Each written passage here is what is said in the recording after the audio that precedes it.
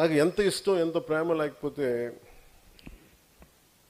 నా దేశం మీద కానీ మన నేల మీద కానీ మన మనుషుల మన సగటు మనిషి ఎంత బాగుండాలని కోరిక లేకపోతే ఇంత రాను కదా, ఇంత ఒత్తిడి తీసుకోను కదా, అవసరమే ఉంది. చాలామందిలో సుఖంగా ఉండొచ్చు, బతికేయచ్చు. నేను చాలా సుఖవంతమైన పొజిషన్లో ఉన్నాను. యాక్చువల్ చెప్పాలి, నేను నాలో జీవితంలో ఎప్పుడు లేని కష్టం తెచ్చుకున్నాను. నేను మా అమ్మ తిట్టేది. మా అమ్మ తిట్టి కూడా అలసిపోయింది, ఆవిడ కూడా పెద్ద ఆవిడ అయిపోయింది. నువ్వు లేని కష్టాలను తెచ్చుకుంటారా, ఉన్నది సరిపోయి నీకు అంటున్నాను. ఇది ఎందుకంటే నేను నిజంగా చాలామంది నిస్సహాయాలను చూసి, ఈరోజు రాజమండ్రిలో మీరు చూశారు ఎన్ని రివ్యూ మీటింగ్లు చేస్తూ ఉన్నాం. దాదాపు రాజమండ్రిలో ఉన్న 65% మురుగునీరు గోదావరిలో కలిసిపోతుంది. గోదావరి పాడుతూ ఉంటుంది, ఫోటోలకు బాగుంటుంది, కానీ ఆ కలుషిత్వం ఎంత ఇబ్బంది పెడుతుంది. దాన్ని ఎప్పటికప్పుడు ఇమీడియట్ బెనిఫిట్స్ కోసం ఈ మధ్యన గౌరవ ముఖ్యమంత్రి గారు మాట్లాడింది, ముగ్గురు నలుగురు పిల్లల్ని కనాలి ఒక్కొక్కళ్ళని మాట్లాడుతున్నప్పుడు ఆయన ఆలోచన ఏంటంటే భవిష్యత్తులో పాపులేషన్ తగ్గిపోద్ది, అప్పుడు ఇబ్బంది అవుతుంది అభివృద్ధికి. ఏదో ఆయన గణాంకాలు ప్రకారం ఆయన చెప్తే నాకు ఒకటి అనిపించింది, భవిష్యత్తుకి ఆరోగ్యకరమైన వాతావరణం ఇవ్వడం కూడా మన బాధ్యత కదా అనిపించింది. పిల్లల్ని కనేస్తారు, కనిపించేసామో కానీ. సో నా వంతుగా నేను ఏం చేశానంటే ఈరోజు కూర్చోబెట్టి, అంటే 8 అంటే ఎంత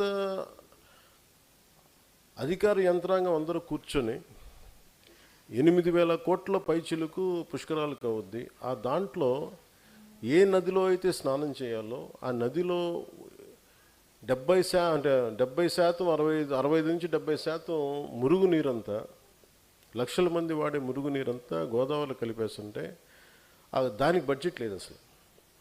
ఎంతసేపు రోడ్లు ఘాట్లు లేదంటే మన మిగతా అన్ని చూశారు కానీ ఎక్కడ కనిపించలే. సో ఆ గ్యాప్ ఉంది చూసారా. ఇప్పుడు సగటు ఏంటి, ఎవ్వరు మామూలుగా వీళ్ళల్లో మాట్లాడుకుంటారు, బయటికి మాట్లాడుకోరు. పొలిటికల్లో దీనివల్ల బెనిఫిట్ ఉండదు, డివిడెండ్ ఉండదు. దీంట్లో అందరూ వదిలేసింది పట్టుకోవటమే జనసేన ప్రత్యేకత. చూడకపోవడం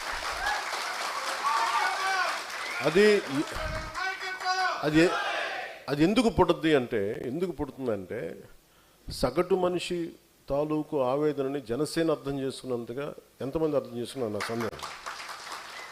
దాని నుంచి ఉత్పన్నమైన ఇవన్నీ. సో మీరు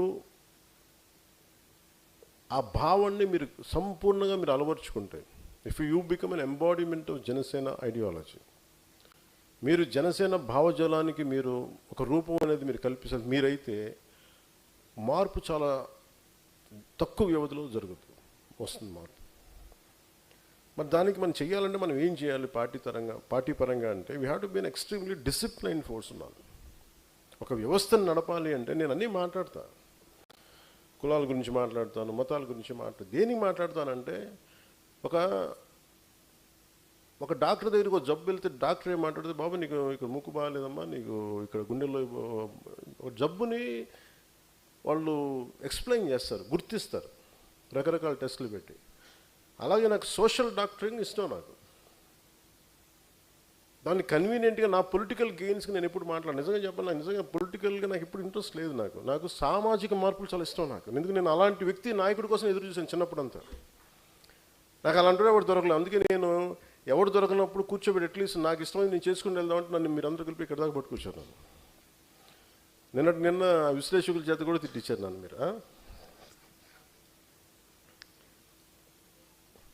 మరి డిసిప్లైన్డ్ ఫోర్స్ కావాలి. 12 సంవత్సరాల క్రితం ఇదే మాట చెప్పాలంటే ఎంతమందికి అర్థమైంది నేను చెప్తే? 12 సంవత్సరాల క్రితం నేను కూర్చోబెట్టి మాట్లాడి బలంగా నిలబడితే ఈ రోజున ఇంతమంది అర్థం చేసుకున్నారు. కాలం మిమ్మల్ని ఒక శిల్పాన్ని మలిచినట్టు మలిచింది కాలం మిమ్మల్ని.